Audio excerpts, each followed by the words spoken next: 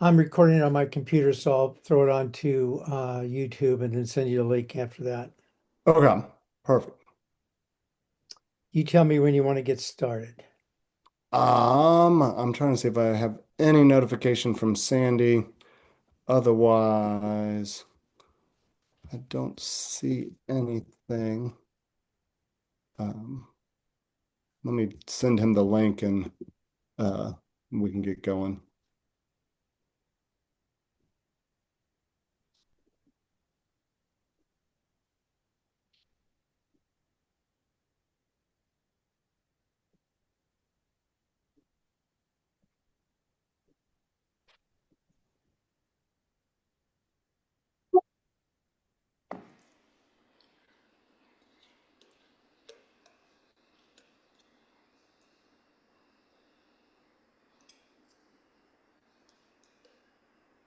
Okay, I would say I'm ready if you are. Okay, let me, we'll pray in just a second to get started, but let me introduce my teammates to you. Great. You can see their names on the screen. Annabelle, here's Sandy. Perfect.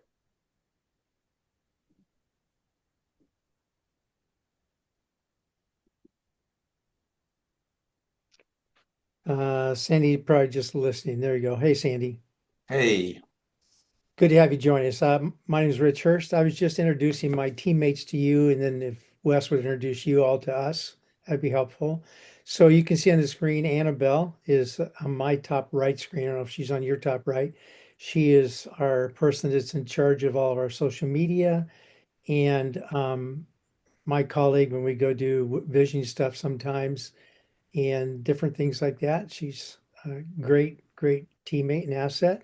And then Christina, that you can see in the purple, is our analyst, and she also is overseeing some of our new branding and stuff we're doing. And these two people are just invaluable to us at LFM. So I wanted to have them on this call. I'll probably call him at different times, but just wanted to introduce you to him. And then Wes is the lead pastor at Waypoint. Both Annabelle and Christina are extremely familiar with your reports. I think if I'm right, Christina, you generated the report, right? hmm So they're very familiar with them. So they'll be an asset from that standpoint. Wes, do you want to introduce your teammates to us? Yeah, happy to. So I'll just kind of go through the screen, but Sandy Weathersby is honestly, Sandy, I think, has been there since the founding of Waypoint back. We started out of Myers Park High School days, Christina, for Charlotte folk. Sandy was there and served most recently, just rolled off as an elder, and was really kind of helping us think strategically around property. He helped start a daycare preschool in town as well. And so, sort of the leadership side of things has been an asset as an elder for us. Trish has just rolled on and might be rethinking her commitment to it as she's jumped into a lot. And she is an active elder with us right now, runs a executive director of a nonprofit in town called The Relatives, as well as been through many kind of strategic and organizational uh, process. And so she's bringing a great asset as we think through this. Lucy is how many days we into this now? You're going to say 3, 4 months into the role? Yeah, I Um, would say 4 months. Yes. 4 months into call it the church life coordinator role. So she's on part-time staff is at the church. But she is really helping execute on the operational needs of the church and already in the 4 months has really just radically changed the church and the energy level. And so she's really helping run point on the logistics side of the survey. And then Sarah McKinney will be jumping on in a minute. And she was a former elder. She has rolled off and she is kind of leading our property search team as well. And she helped to kind of dream and vision and build a hotel down in Clemson University that employs special needs employees. And so just that vision she had of facility use for with a mission purpose She, again, just all these folks are great strategic leaders and visionaries. And so that's why I wanted them to be part of this task force. That's great. Yeah, Lucy and I have become best friends. It's kind of fun. He failed. Yes. Yeah, so that's good. Annabelle, if you would let anybody in that comes in, I would appreciate it. Because I'm going to be doing some other stuff on the screen. So Will do. you're the co-host. I just want to kick us off with prayer and just say one thing, and then we'll jump into this and answer any questions you guys have. And if you have a question during any time, if you would say, "Hey, I have a question," rather than raise your hand, that way, I'll catch it because sometimes I'm looking at the documents and I'm not looking at the screen and stuff. So that'd be very helpful. So let me just pray for us. God, thank you so much for this church. Thank you so much for the leadership.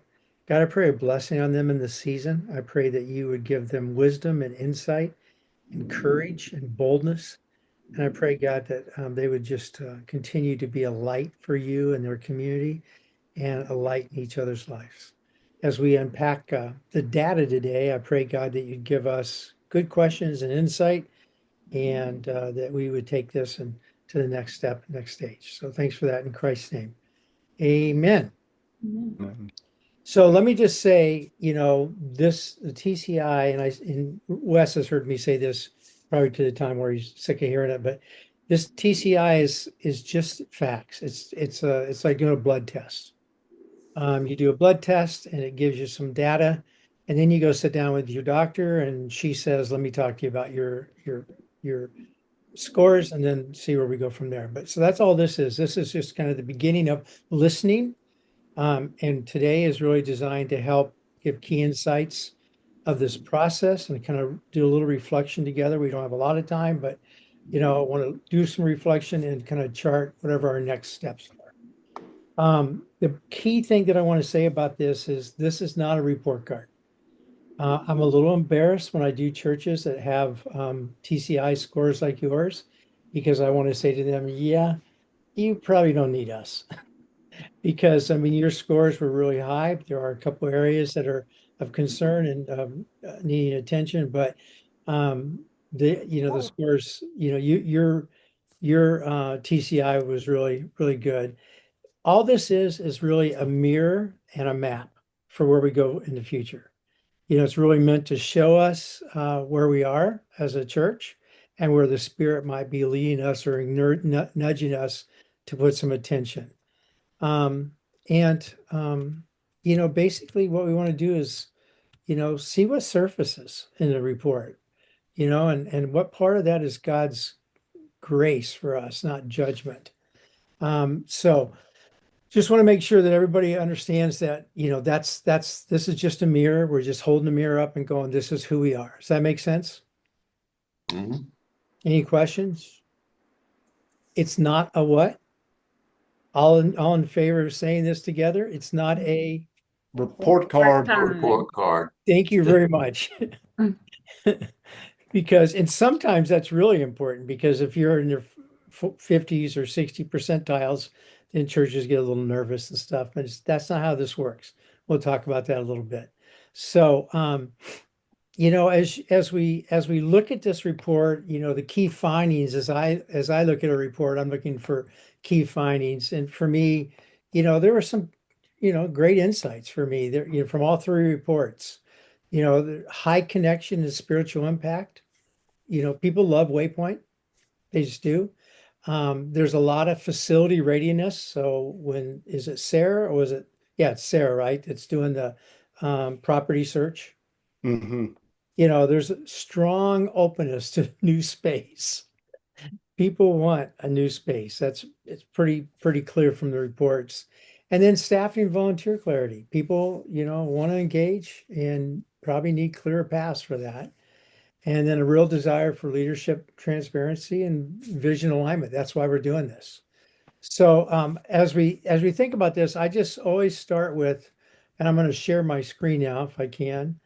I always start with looking at kind of personally, I always look at the open-ended questions. And as I looked at those, there were some really great things. I mean, in terms of community and welcoming, true community, community feel. People always introduce themselves to you, make you feel super welcome. Community and a strong sense of care, genuine community, kind, welcoming people, community and openness, growth, relaxing, praise and prayer, a true community. Those are just some of the quotes I pulled out of there. And in terms of biblical focus, worship on Sundays, friendly and warm, excellent diverse community, excellent teaching week to week, biblical teaching and a real sense of community, or authentic Christianity. We love others well. God's word is honored and preached without apology. And then sermons always cause me to introspect and evaluate my beliefs and life.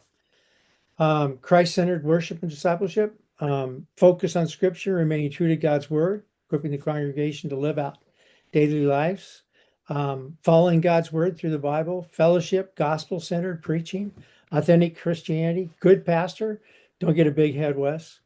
Good sermons, worship experience, praise and prayer, and setting the mission to be the church of 2727 or 27/7. And then prayer and praise is tremendous asset. I truly enjoy Wes's ability to bring sermons to life.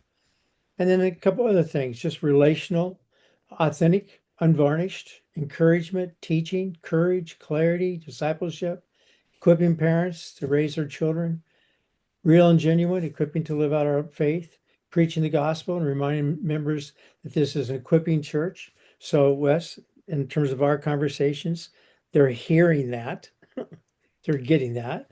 And then Waypoint, in terms of clarity of mission identity, Waypoint doesn't try to be like other churches. It's clear that we are who we are and what we value. And then leadership is strong. Eric and worship music is great. So those are just some of the quotes that I pulled out of your open-ended questions. When you hear those quotes, uh, what what are those affirmations that you already assume that are already happening? What are the affirmations, you guys, that you're hearing those, you're going, yeah, that's who we are.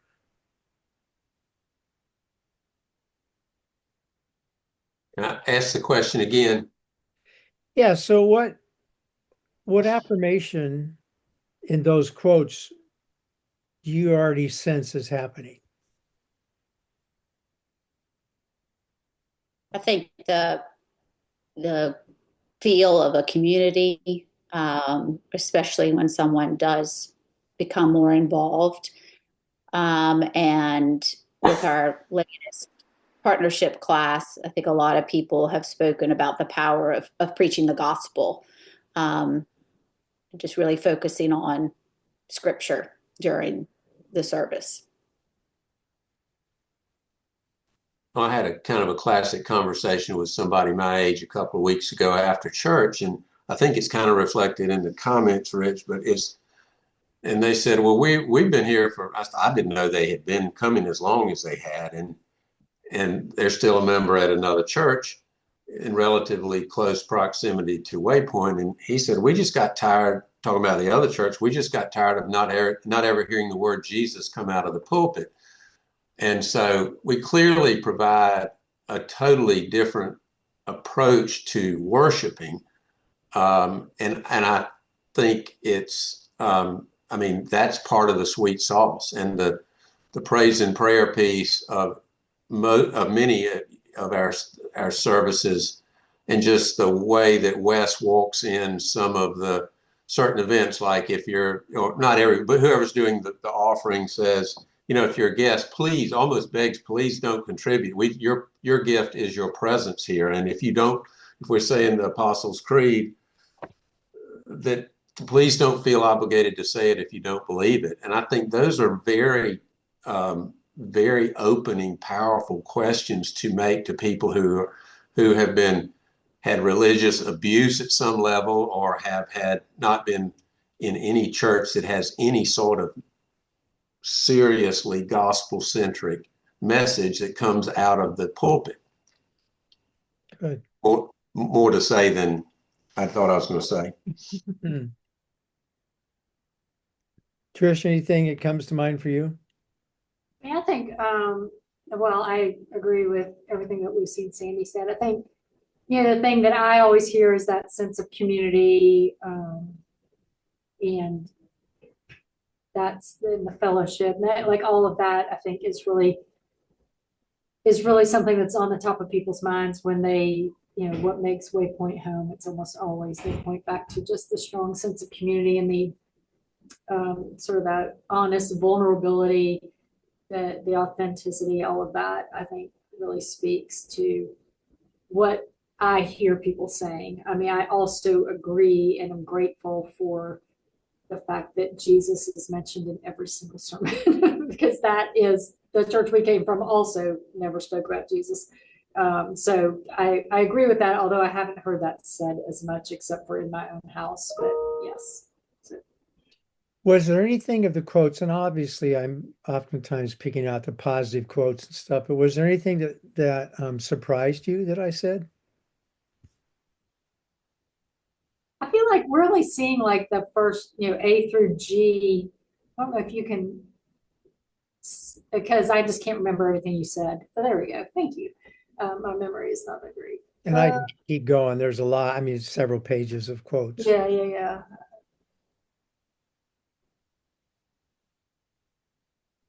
I will say the one thing that you said that I kind of was like, what? Somebody thinks we're diverse? That that spoke to me a little bit.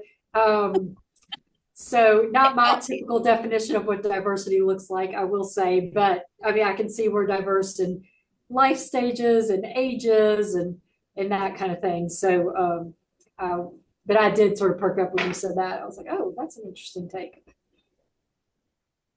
Yeah.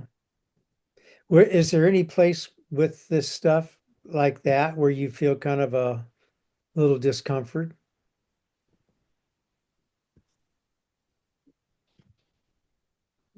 What do you mean? Like, Well, you said that you were surprised that they said we were diverse. yeah. And sometimes, not just you either, Trish, it can be anybody, but was there anything I said in those quotes that like there's a little we need to do a better job, or I'm not really sure we're doing as good a job as they're giving us credit, or we need to go a different direction, or that's kind of just that's where you feel that discomfort. Yeah, that was really the only one that stood out to me as didn't ring completely true to me. Okay. Well, you guys, as we kind of go through this, I want you to feel those thoughts. Like, where's the aha? Yep, that's who we are. And where's the, oh, that's not good. And also, if there are places of discomfort that you look at and go, you know, even it's kind of like a holy discomfort. Like, man, there's just something in my spirit saying that we might want to look at that and stuff. So, kind of as we do that, what I want to do is shift, unless you have any questions, I want to shift from this report to this report, which is your kind of main report that we do. In this main report, and I just want to give you, remind you that of something, and that's that the TCI, is really 135 questions, and you're being measured against everybody else that's taken it, not over the whole course of its history, just over the last few years, because we don't want to take you and measure you against someone that took this 20 years ago. And also we've seen some interesting results post and pre-pandemic and all that. So we have this national database that we've maintained. It's really one of a kind. There's nothing that we can find out in Christendom that has been around and been so detailed. Over 11 million people have taken it. And so as we do this, there's a national percentile that's you're compared against. And that's why it's not a report card, because the 50 percentile, we know that churches that are 1% above 50 percentile, they're growing, things are happening, and 1% under and even lower, there are some issues that we need to address before we do some of the visioning work. And so, you guys really scored well in terms of comparing yourself to other churches. I have one church I've worked with a lot. We've done this every 3 years for 12 years. We watched them go from in the 40 percentiles to they're now where you are. You're starting there. And so that's what we're looking at. It's a comparison, and all we're really looking for is where's God telling us we need to spend some energy. And we're very much a strength-based firm. And so we really believe that if we concentrate on the things that we're strong on, that's really going to be our best benefit. And then we look at the top 5 scores and just kind of keep a perspective of what those look like. And we also look at the overall respondents, see what that tells us. In your case, you're very, um, there's a great spread. And so a lot of churches, there's not, especially in age and things. And then we look at 5 dimensions, and those dimensions are community, code, calling, cause, and change. And the thing I want to be really clear, and you should have gotten these reports ahead of time, the thing I want to be really clear is read the definition of those 5 things and the definition of then the 15 facets that fall in each of those, different areas. So when we look at community, looking at how well you're doing at building relationships, when we look at code, we look at a couple things, leadership and finances. And I mean, code, we look at like your worship services and your facilities and your educational processes. Sorry, and how well those are serving you. And then calling is leadership and finances. And especially with leadership and finances, read the definitions of what we're measuring because what you measure makes a difference. Cause, how outward focused you are, and then change, how willing you are to make the changes that maybe you need to make, because at any stage in any church's life or ministry's life, there's a need to embrace change and innovation. So those are the things we measure. And then we start off with what we call our spider graph. And this is what I mean when I say to you guys, I'm always a little like, you're doing really well in all these things. That's both good and there's always a shadow side of what that means. And so, you have to look at both sides. The 2 areas that you didn't do over the 50 percentile was in your building and in involvement. And both of those are critical because your building, the Greeks have a saying, give us a place to stand and we'll change the world. Well, if people aren't really comfortable with the place to stand, there's a lot of kind of like, I'm like living out of a suitcase. I don't have a home, I'm unhoused. And yeah, you have this beautiful facility you can use and have been able to use it for a long time, but it's not home. And a lot of times people long for home. And there's some issues why that is. There's some really critical issues. The other piece of this is involvement, and involvement is how well people feel like they're part of what's going on, that they have ownership on what's going on. And so when I look at this and think, wow, they're doing great in relationships, they're doing great in terms of worship, they're doing okay, with outreach, what's going on. And Annabelle, will you let them in, please? Thanks. So what's going on with that involvement? So we'll talk a little bit more about that. Unless you have a question right now, we'll talk more about it when we get there. Rich, would you consider families to be part of that area to focus on since it's right at the 50%/48% mark? Well, that would be really up to them to say, how important are families to you guys? Important. Yeah. Pretty important. Rich, and Annabelle, I think that's a really good question. I was reading through that yesterday and then read through the little kind of each question on that. I almost am glad it's right at 50% because of the transition we were going on right as this happened, where our youth director had stepped down and we just implemented have an interim youth director in place. And so I think right at this 50% that most of these people were taking it without a staffer in place, uncertainty about really our kids ministry from 4th grade through high school. Because that's what it's speaking to, right? Is excellence in children's ministry and then excellence in youth ministry. Is that what families is kind of focused on? Yeah, it's how well families feel like you're meeting their needs and how well you feel like you're reaching families. So again, anybody else want to kind of chime in on the family issue?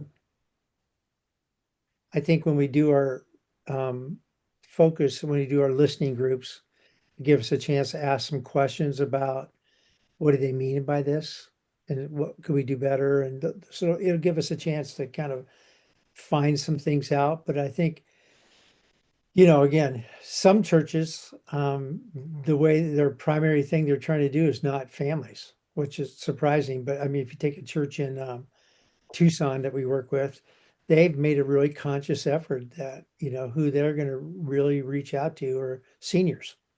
And then if you take another church that we work with, like their primary focus is on kids in the preschool. And so ultimately they're going to reach families, but it's those kids in the preschools that they do it through. So, but it's one of the three areas that you're not knocking it out of the park. Yeah, I think I'd be careful.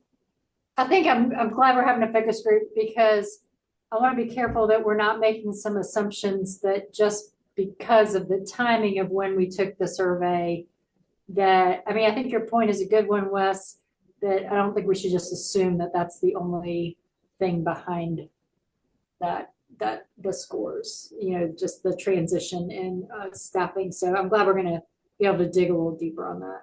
Well, and we're going to look at some specifics about that in just a few minutes. And the last point I would say to this too, as we're thinking, is I think again for the young so inadequate facility is most felt by these young families. And I think probably to the waypointers on this, I was surprised at families at 48% because when you look at our number, just purely take 2 Sundays ago, we had 68 children under the age of 10, 234 worshiping adults that Sunday. And so the idea is we are attracting young families who are regularly engaged. But I think, again, I loved your Greek quote. I think the lack of a sense of home, permanent facility, that sort of flying by the seat of our pants a little bit feel at the children's ministry leaves them in this kind of 50 percentile space.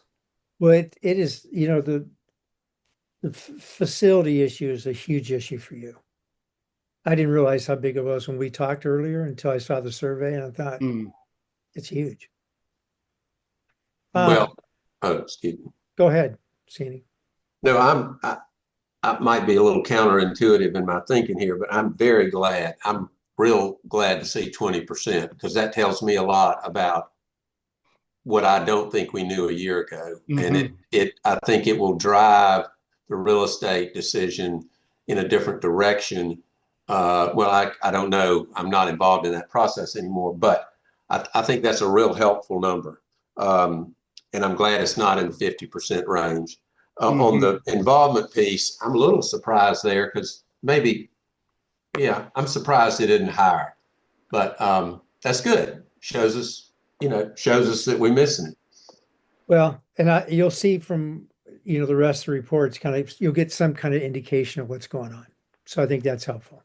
One thing I was thinking when I was looking through the report is just as a little bit of a novice, but just thinking that building and involvement are tied kind of in the same way that family and building are tied, and that when you don't have a home, you feel less kind of committed to it. And, just having a physical place where is your area of service, like, not having that makes a difference. Cool. Let's keep going. So all this is, the next graph is just a bar graph of the spider graph. We're just giving you just so you can see it a different way. So there's nothing different about that. And then we just give you your top facets out of all your 15 facets. So people feel supported. People feel like you're implementing the things. And my guess is the programs, you have a lot of programs and you're implementing Sundays. They love the worship. So good job on that. They feel like there's a clear vision. They feel like that leadership is trustworthy. So those are really great things that a lot of churches don't get that benefit. So, kudos to you in that sense. And then this is where we look at the people who took the survey. And oftentimes with the churches that we're working with, they don't have this. I mean, this is a really good balance. Um, I mean, obviously under 26, you have a lot less, but the truth is people under 26 don't take surveys. So there you go. Um, I'm not saying that's true. I'm just saying that's been my observation, that they're not like the first people to jump on and say, "Oh yeah, I'll take the church survey." But you have a really good balance of age, which is great. I think the place that you begin to see that there are some holes, perhaps, is that 80% of the people who took it consider themselves regular attenders, and so there's probably a lot of work to get the people in the neighborhood, the people in the community, newer people coming on a regular basis. You probably have settled in after all these years. You've probably settled into a pretty core group of people, and then that sometimes gets hard to get through. Um, you are doing great with married people, but not so great with single people. Do you know what the population of singles are in Charlotte? Oh, Anybody know? Oh, I don't. A lot. what does the less than 18 mean? Is that, Well, that's just people that are children under 18. Yeah, like basically it's Oh. just trying to capture whether you have children in the home with you versus, you're an empty I nester. got it. I got it. Yeah. Okay. Sorry. I wasn't making that connection. So Charlotte has a really high population of single adults. So, and I'm not sure, I didn't look at your demographic reports. I don't have to because I know Charlotte a little bit, but I will look at that before we get together. And my guess is it's probably in the 50 percentile. That 50% of the population in Charlotte are single adults. So if that's the case, out of all adults, that there are that many single adults, we're like missing a huge mission field. And that's not, And this also goes back to the family, the well, not dissatisfaction, sort of the lukewarm reaction on how we're doing with families. Because I feel like when I look around our church, that's what I see is young families. So, but that's not what this is necessarily showing. It seems like it's showing, older couples without young children responded to the survey anyway. which, that could be too. I mean, we don't really know those statistics. It'd be nice, wouldn't it, Christina, to know those statistics? She's like a major analyst, so she really loves that kind of stuff, but we don't know that. You had a really good sampling of people who took it, so that's good. And again, you have balance in the number of years people have come, so that's really that's positive. And people come from close by. That's critical in terms of what kind of programming you do, because the reality is if people have to drive more than 20 minutes, you can't do midweek stuff. You guys have most of your people who live really close by. And in Charlotte these days, having just been there a few weeks ago and driven around, it's important that you live close to where you have to go because the traffic is horrible, Mhm. you know? So what we do then, Rich, okay. Sorry, I was wondering if I could share a thought I've been thinking about early since when we started talking.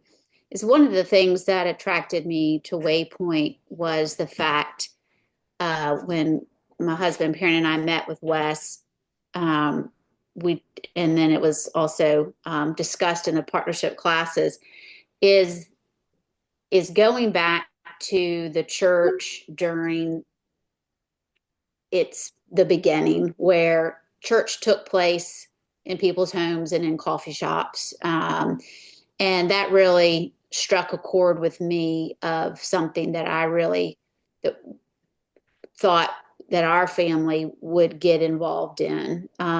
So that's less of a dependency on a building because we are trying to live the gospel in the community. And I do think there are a good number, and that was one of the beginnings of the church, from what I understand, and we're newcomers. And so there are, I think, a good number of people who still are along those lines. Now, even though I enjoy that aspect of it, that's not to say that I don't want a set church building, but I do think we are just attracting more people who have come from the church building. And so when they don't go to church, to their building 2 or 3 times a week, they equate that to not being involved versus going to someone's home or gathering for fellowship. I just wanted to throw that out there. I don't know if there's a place for that in your statistics as we go through things. But I think it is based on definition of the church building. Your involvement is, again, some people are going to say involvement is how many times do I show up a week to our church building? Yeah, no, Lucy, I And to think me, that's not the same thing. yeah, I think your insights are really well taken. And, there's, again, the church was at its best historically in the first century where there are no church buildings. Right. Its growth, its dynamics, its change of the community culture. And so, but we compete now against a society that sees church buildings. And so, a couple things, and we're not going to get into this today, but you can either change the mindset of how we do church in Charlotte, or you can buy into the mindset of how we do church in Charlotte. That's kind of, if you think about what you just said, that, I mean, you could literally say, we're not going to have a church building, but maybe we're going to have a community center where, outside of Sunday, that is the place we gather and do whatever. Or, it doesn't have to look like a big red steeple kind of thing, it could look very different. So I think as you think innovation, as you think implementation, as you think future, ask yourself, what might we continue to do to be that unique church that some of the quotes were about? Mhm. Okay. So moving along, what we do then is really do a drill down. This is where your comparison score comes from. You guys scored in the 88th percentile. What that means is that you are doing better in your ministry than 88% of the people who've taken this. That you're really literally overall, you're doing really, really well. And we put up there the score of 1 to 5 because that's the questions, 1 to 5. I always think anything over 4% is just great. So you're at 4.09.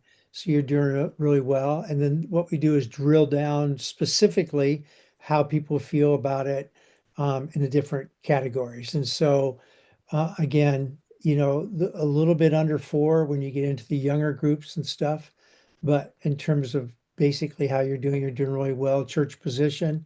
Notice that the non-regular attender feels a little bit less um, strong about the things as opposed to leaders and as opposed to regular attenders. And then you jump down into family structure. Over 70, it tends to, may change a little bit with I'm sorry, jump too far. It may change a little with status, but pretty much all there together. And then length of involvement, less time people are involved, a little bit less engaged, and then travel to worship.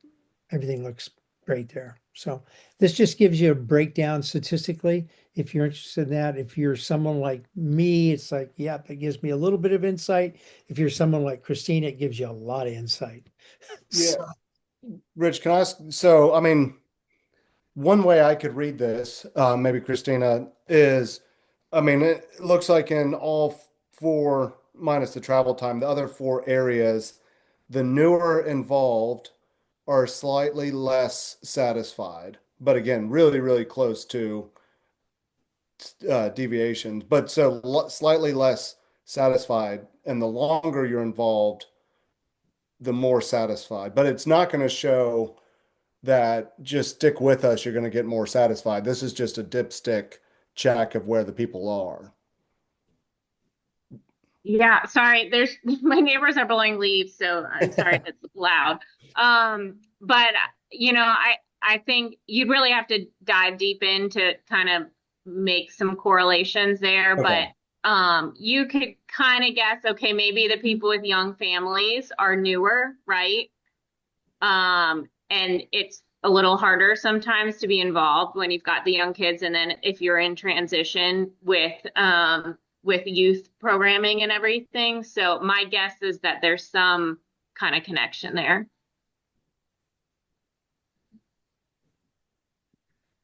And again, the reason, this is just the insights, and then we do the listening groups and ask questions, and we'll come up with the questions where we want to kind of understand what people are feeling. And then we take both the survey and the listening group information, and then we do a discovery report where we go, you know what? You might want to look at these things. And I think that until we get there, I'm just kind of hesitant to make any big Mm-hmm. conclusions.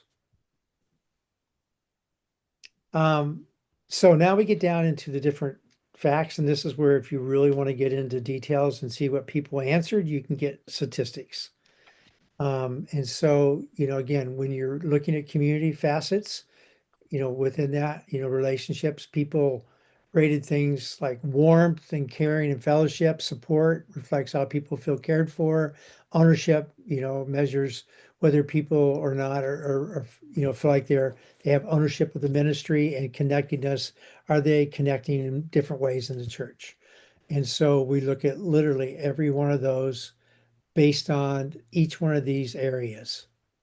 And you can see from the graph, what people in terms of color, each of those four facets, how they're doing. And then also in the bar chart, compared to national average. So for example, relationships, you guys had 4.2, the national average is 3.9, support 4.7, the national average is 4.0, ownership 4.3, 3.9. So in every area of community, you guys are doing better than most of the churches in America.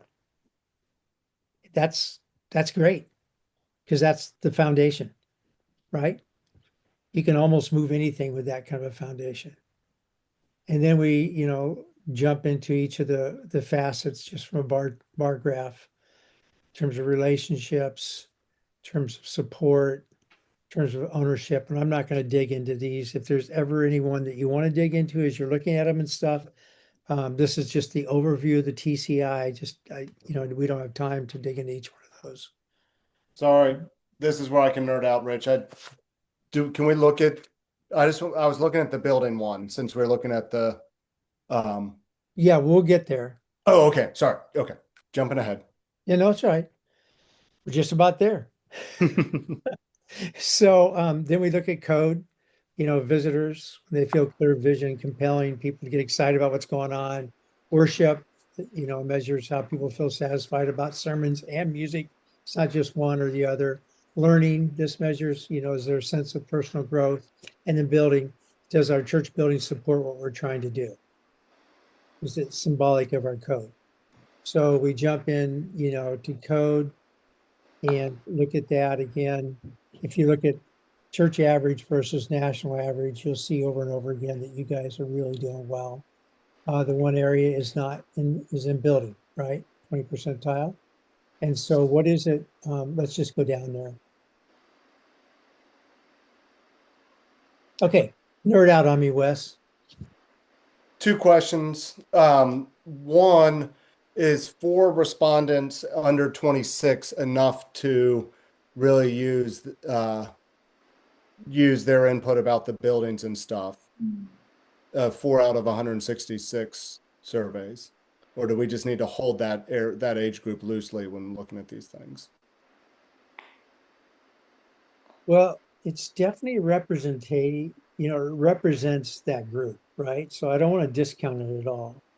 Is it quantitatively? No, but the reality is if it's 4 people get, and the average is 2.6, that's a really low score. But we Christine, don't know anything this. you would add?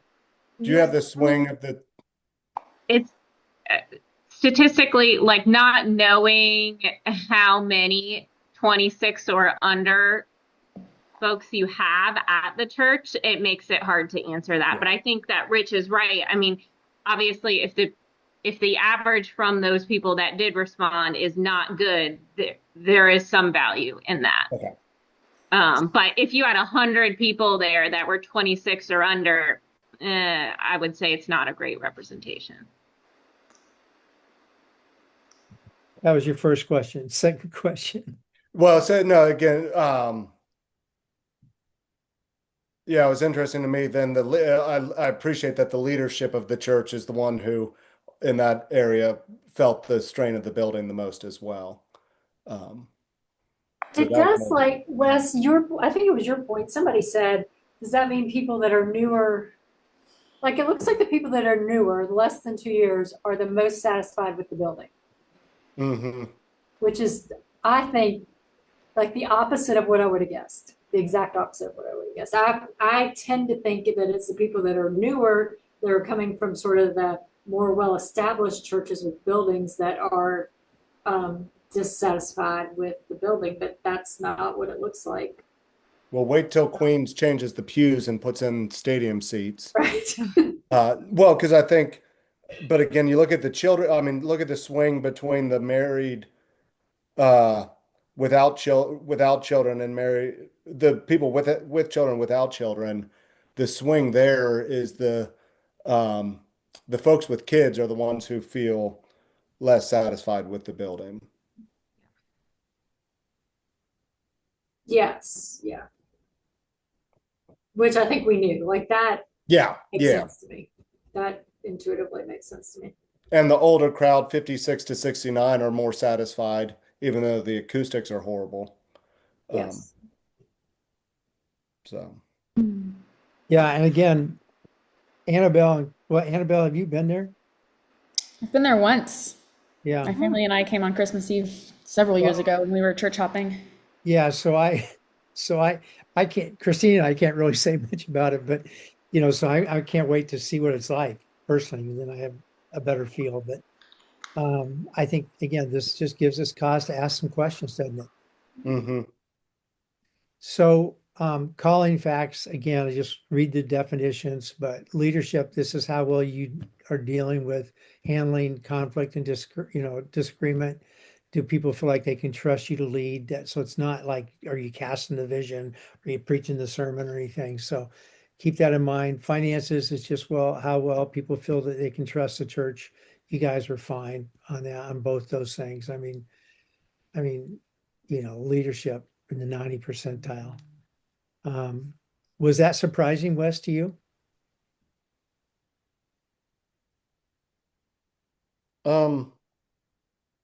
Yeah. Yeah. I spent all the time reading all the complaints, so I'm glad you focused on the strengths when we started this. So Yeah. Welcome to being a pastor. yeah. Or really any leader, because that's, yeah. Yeah. The negatives always stick out more than the positives. Yeah. Yeah. Like Yeah, you I'm could the get, exact same way when I get my review. Right. So the one On the leadership, negative- all I see on the leadership page is the 3.25 of single with kids. So I don't notice the other side of that. well, and again, I mean, again, most churches aren't like doing a lot for singles. And so they feel kind of like out there, and so they're answering these questions, that you're going to get low scores. But just know that when you're looking at calling, we're looking at those issues around leadership and finances. You guys are great in finances. Most churches I'm working with get in the 20s, 30 percentiles of finances. Nobody's stealing money, nobody's misusing money. It's communication. So congratulations, you guys are communicating well. This is where the money is. This is how we're using it. And people feel really like they can trust you. That's a really great place to build from. And then the next area is cause, outreach, families, and involvement. Involvement facet measures the depth to which people feel personally involved at the church.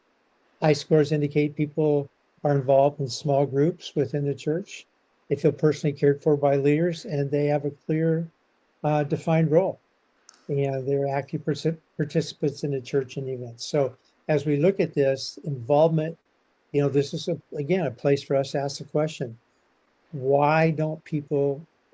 Why aren't people feeling like they're involved? Are they involved in small groups or whatever you guys use, or do they feel like that they're cared for by the leadership personally? And do they feel like they all have clearly defined roles? Some of this was pretty surprising to me, Wes, after talking to you and your team.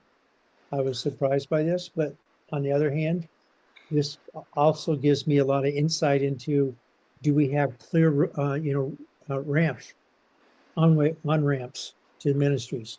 Are we clearly defining what the roles are and why they're important? Do people feel like they can make the difference they want to make? So those are great things and what's the discipleship small group? Because you guys feel like you have great relationships, there's great community, but when we ask about being in biblical small groups, not much. Questions, thoughts?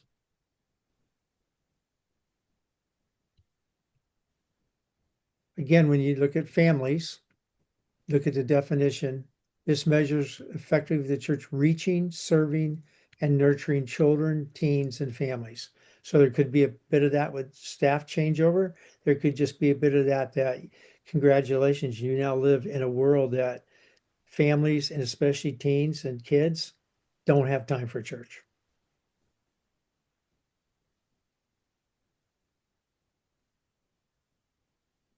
Okay, cause, you know, again, that area when we're doing the involvement, we'll have some questions about that.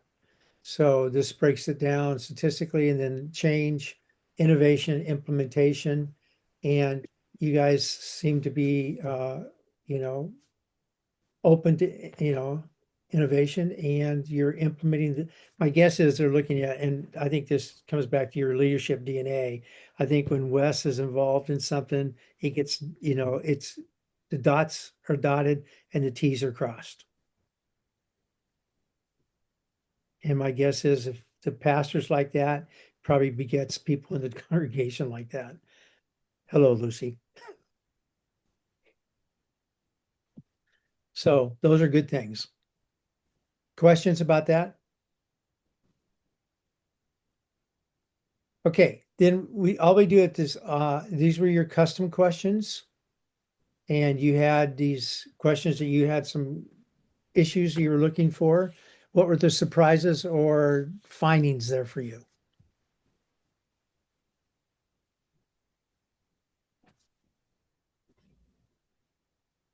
I'm actually surprised because if I'm reading this right, having a dedicated facility would significantly strengthen Waypoint's ministry. That was one of the lowest scoring. So people don't necessarily believe a dedicated facility would strengthen am I reading that correctly? Yeah, that's kind of tough because it's not like a rating like this is how I feel that the church is doing. It's just like my opinion. I don't know. It's just a little bit different than the other questions. Would it be It's not like agree? 5 is good and 1 is bad, if that makes sense.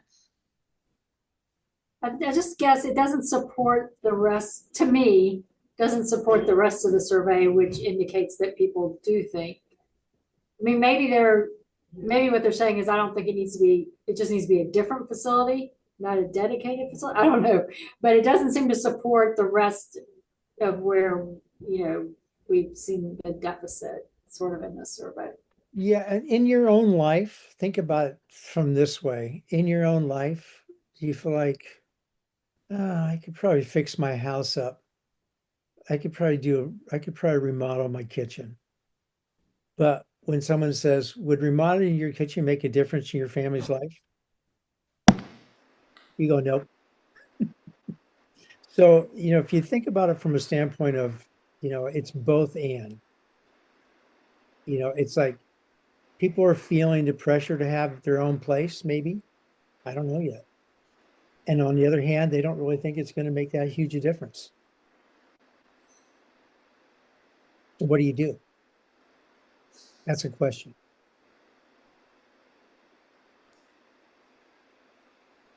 I think they're like Trish put together. I think they really are good questions to sort of study. I hear a lot of positive that comes out of what's really meant in the questions, that we have we have something really strong, really special, really unique with what we've got. So they're not saying if it's not broke, don't fix it. It's just, I think everybody sees that if we keep asking everybody to come try Waypoint, we begin to reach a point where we need to say, well, not yet. Before you keep coming, let us get a new building. And I think we don't want to be there. We want to have room to grow. I think, yeah, that they're saying the value of Waypoint is in the community and in all of those things that you scored really well on. So it's not dependent on the building. However, that new building would make it easier than, like you say, to invite guests, for people to feel like they have a home, but they still love it regardless. And here's my little mind of working with hundreds, maybe thousands of churches over the last 30 years.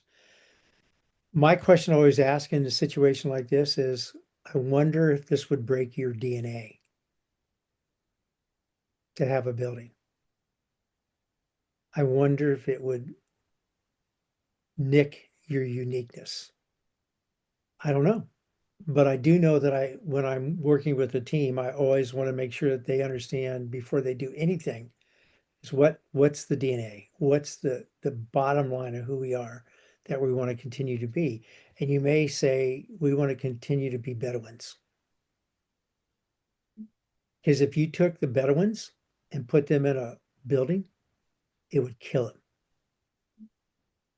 So I just, forgive me for thinking like that, but that's how I think.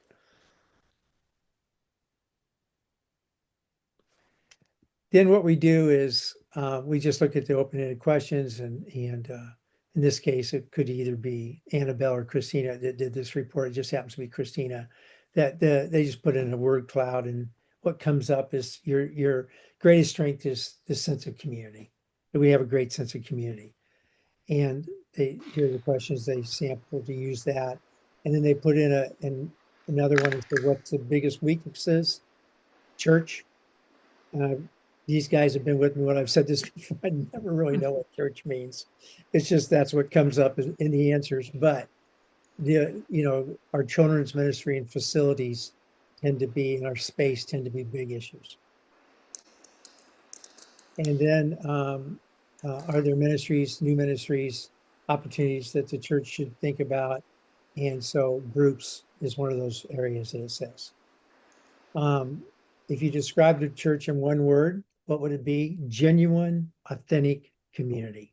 That's a really nice thing. So that's this report.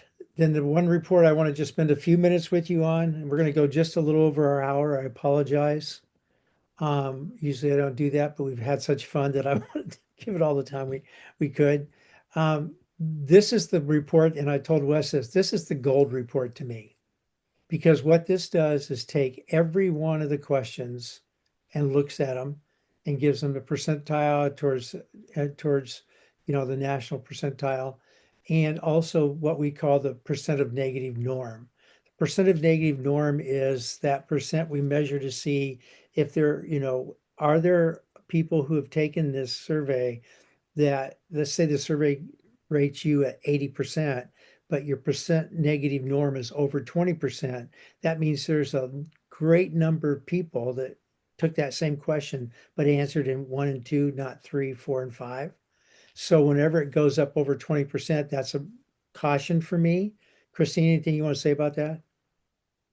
I think you described it very well, but just to say that it can be a little bit confusing, because you could have an over 50% national percentile. So maybe you do have a good number of people that answered 5, and then you also have a large number of people that answered a 1. And so there's some you know, like a disconnect there in how people are feeling. You've got a good number feeling really on one end or the other. So when we look at the results on this, with your overall results, there's nothing over a negative 20% negative norm, just in general. But then when you start to dig down into this, and we dig down and we look at every question. So if you want to, Wes, nerd out to your heart's desire, I was so glad to give you the pre-news when Christina did this as a kind of earlier kind of rendition to say, hey, congratulations, you don't have to worry, because I know you'd been worried about what the results were going to be. But now you can really kind of dig down into it, each question. And the place that you want to look for, if you're going to look for like concerns, is any place that shows up in the red. So for example, here, connectedness. Our church effectively meets the needs of single adults. Well, almost no church does. And in some ways, this is like, well, I don't know what to say to you. This is a huge mission field. So you'd have to decide intentionally, do you want to do that? So that's always going to usually come up pretty negative. And then, finances.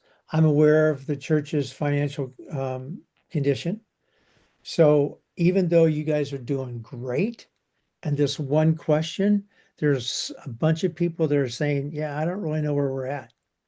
And so you want to ask yourself, what can we do to do a better job of communicating to the body where we're at? And there's some simple ways to do that. Okay, so you want to look at every question. And you'll see these questions have a lot to do with involvement in building. I'm not going to stop. I don't want to jump into these right now, because what I want to do is at the bottom of this report, because you can spend your time looking at each one individually. At the bottom of this report, we do a top 10 and a bottom 10. And somehow we got on a different page here, but Sorry about that. That's my fault. it happened to us twice now. I wonder why that is, though. Anyway, It's just the template that does that. yeah, we'll correct it. I'll look into fixing it. Yeah, we'll correct it. So here are your top 10. And there's no negative norm in any of your top 10. People feel supported. People feel connected. People feel like the leadership's great. Implementation's great. Connectedness, all that stuff. That's great. So you can look at that. I don't have any comments for you on that. But your bottom 10, I do. Involvement. I've received training from this church in some form of outreach, evangelism, and mission work. Huge. People said, I'm not getting trained. I don't know what that's about, but involvement. I have participated in an outreach event in the last 12 months. Huge amount. People said, I'm not. So they're not engaging in the outreach stuff. Involvement. I'm involved in a regular small group. So, even though they feel relational, even though they feel like they have community, there's an issue there and we know that some kind of connectedness to make a bigger church smaller. Right now, you're a size church you are, and you're able to maintain that. But as you grow, if you grow, you've got to figure out a way to get people in smaller, environments to do life together. Building. Our educational programs are better because of our facility. Well, they don't think that. Our building facilities are, and our children, are in supporting and nourishing our middle-aged kids. And that's a place where kids need a place they feel like that it's theirs. And I could go through each one of these, but I think that they really paint a clear picture for us to investigate. What is it about people feeling like they can be involved? And what is it people feel like that they can have the environment they need to nurture and grow the way that we want them to? The last one, I have a clearly defined role in my church. 5%. So some of these things are, I look at these things, you guys, and I've said this before, but I look at things in terms of what we call the leadership triangle. What are the technical issues? What are the strategic issues? And what are the transformational issues? Or to make that simple, like if it's a technical issue, I need to get someone to fix it, knows how to fix it. So if you're air conditioning's broken, I want to hire air conditioning. If it's a strategic problem, then that's being really clear about our vision and our mission and our strategic priorities and accomplishing those things. And if it's a transformational issue, it's competing values. One person likes it this way, one person likes it that way, one person wants to, have the service run this way. Like there are going to be people who don't like the prayer and praise time. Like I don't like it when we give the mic to people in the audience. And everybody else goes, I love that. That's competing values. So I look at these 10 things, for example, and I ask myself, which of these are technical issues? Which of these are strategic issues? And which of these are transformational issues? And that helps me identify kind of what we begin to do as we talk about what our future looks like. Is that helpful? Yes. Have you been able to assess those 10 or this kind of overall into those three categories yet, or that's the process we're going to go? We will do that, and I haven't done it because I don't want to, what's the word? I don't want to lead the witness before I come do the listening groups. Even doing what I just did with you, I gotta pull that back and just simply ask questions because I don't want to just make assumptions about your church.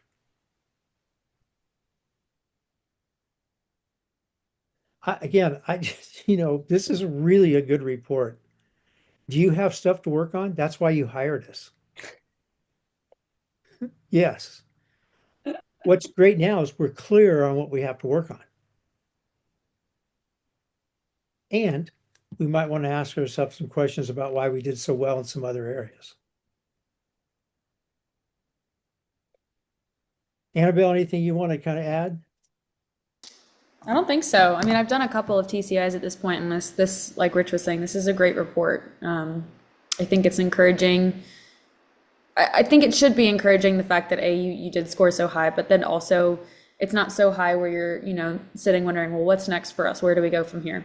So this is awesome. I mean, I know you guys said that you've been talking about a new building for a while, so especially with these top and bottom answers, it looks like that is a discussion to be had, especially as we go and do the focus groups and decide, for you guys, what you decide is next for the church and for the building. But yeah, otherwise these are really encouraging answers. One thing I will say, my dad is also a consultant with LFM, and one thing statistic that I've always found interesting is for like the community or the family aspect is when single moms are taken care of or feel like they have a spot, a place to belong in a church, then the rest just kind of can fall into place. That's like one of the most missed out on mission fields is single parents, single moms. So I know we saw one of the answers saying, the church does well with taking care of single parents, and like Rich said, that's one of the most commonly negative questions that are negatively skewed questions that we get is the focus on the single people and single parents specifically. And there's always going to be a ministry for that. But yeah, everything looks great, you guys. Wes, Oh, go ahead. so don't want to sound like a pseudo therapist right now, but what are about 5 or 6 or 2 or 3, if that's all that comes to your words, to sort of describe how you felt and feel as you look at the top 10, bottom 10? I hadn't had a chance to catch up with you since Rich kind of told me building was going to be a big issue for us. But it's kind of that exactly what you said of a year ago when you and I were thinking nobody really cares or notices. Praise God that they've actually heard our plea for and are willing to engage a facility kind of look. So I think what y'all are saying, there's great affirmation, and they've caught the vision and overall piece to this. And then I just think building and involvement, engagement sort of areas are the great things. Those are 2 things that have grown beyond my capacity. And so I think raising up leaders to help in those areas is what we're doing, and kind of affirms me in that. So that's not 5 words, but that's what I'm feeling. But let me think about it. Let me ask it this way. Were they overwhelming or validating? The top 10 and the bottom 10. Probably the season in life I'm in, they're overwhelming. But that's more situational than what these scores actually represent. Gotcha.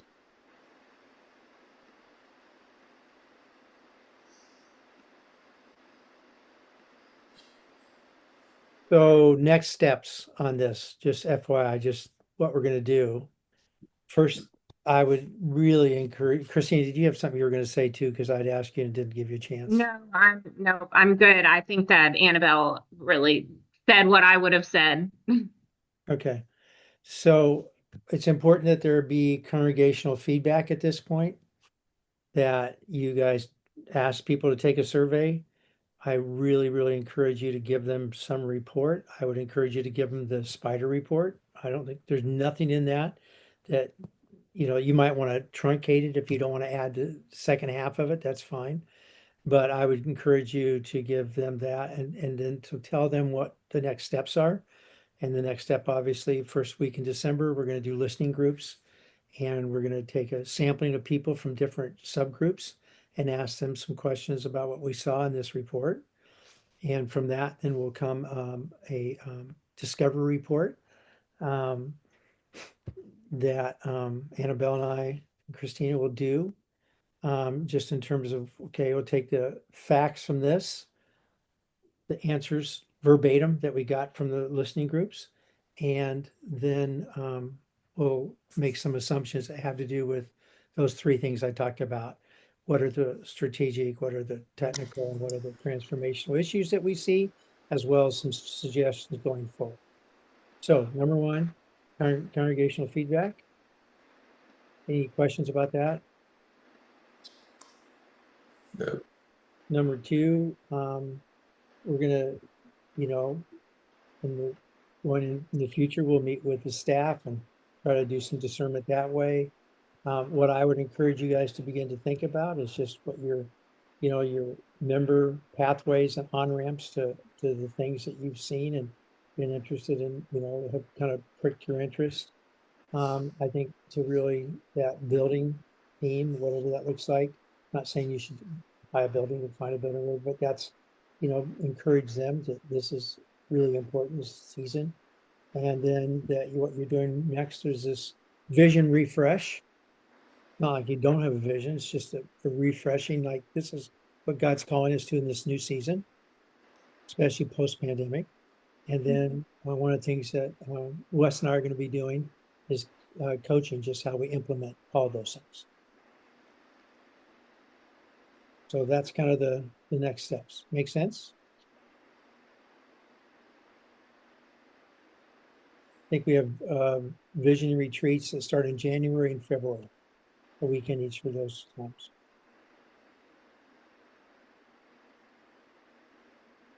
All right. So Wes, I'm going to leave it in your hands how you're going to communicate this to the congregation.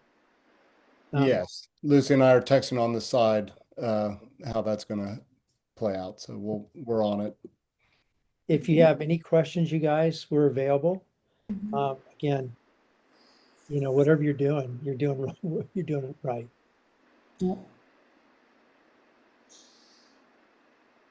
Cool. Well, that's our little debrief. It went longer than I usually go, and I apologize. But it's good to spend this time. And plus, we get one of Christina's kids bounces into the picture. I'm sorry, they just got off the bus. It always makes my day, just so you know. I love it. I'll let you go. Anything else, Okay. guys? All right, thanks. I'll send you the link to the recording. Yes, please. Thank you. Yeah, blessings. Thanks so much. All right.